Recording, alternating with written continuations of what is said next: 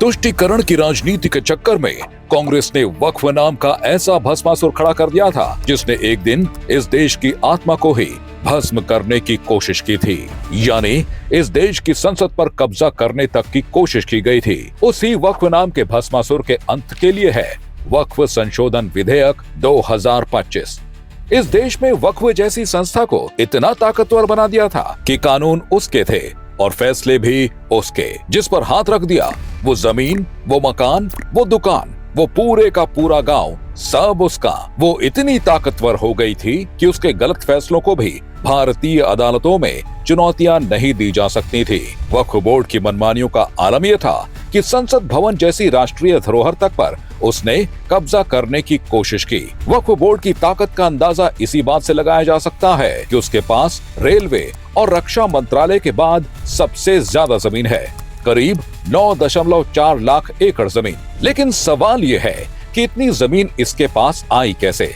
और जवाब है कांग्रेस की मेहरबानी और वक्फ को दी गई असीमित शक्तियां। 1995 में वक्फ एक्ट में संशोधन और फिर 2013 में कांग्रेस की यूपीए सरकार ने इसे ऐसी ताकत दी कि वक्फ बोर्ड किसी भी जमीन पर दावा कर सकता था। तमिलनाडु में 1500 साल पुराना हिंदू मंदिर और उसकी 300 एकड़ जमीन को वक्फ ने अपनी संपत्ति घोषित कर दिया। महाराष्ट्र में कई हिंदू मंदिरों और संस्थानों की जमीनें वक्फ ने अवैध रूप से हथिया ली। मामला कोर्ट तक गया, लेकिन ट्रिब्यूनल का कानून बाधा बन गया।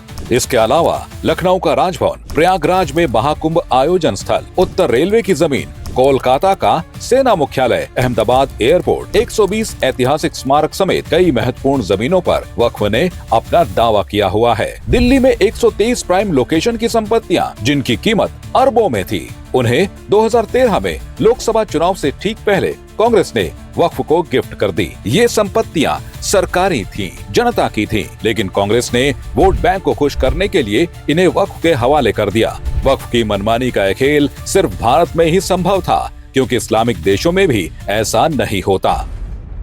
पाकिस्तान, सऊदी अरब, तुर्की, मिस्र जैसे देशों में वक्फ को इतनी खुली छूट नहीं है। वहाँ सख्त कानून है। वक्फ जैसी कोई संस्था आपकी जमीन नहीं छीन सकती। लेकिन भारत में कांग्रेस ने वक्फ को ऐसा हथियार बना दिया कि कुछ सालों में ही इसकी संपत्ति दोगुनी हो गई। कांग्रेस का तर्क था कि वक्फ गरीब मुस्लिमों के लिए है, लेकिन सच ये था कि कांग्रेस ने इसे भू माफियाओं का अड्डा बना दिया था। वक्फ बोर्ड एक धार्मिक संस्था थी जिसे मुस्लिम समुदाय के कल्याण के लिए बनाया गया था, लेकिन इसे कांग्रेस ने अपने राजनीतिक तुष्टीकरण के लिए इस्तेमाल किया। इसका नतीजा ये हुआ कि यह देश के कानून से ऊपर हो गया और मनमानी करने लगा। इन्हीं मनमानियों को रोकने और आम मुसलमानों के हितों के लिए सरकार वक्फ संशोधन विधेयक लाई है।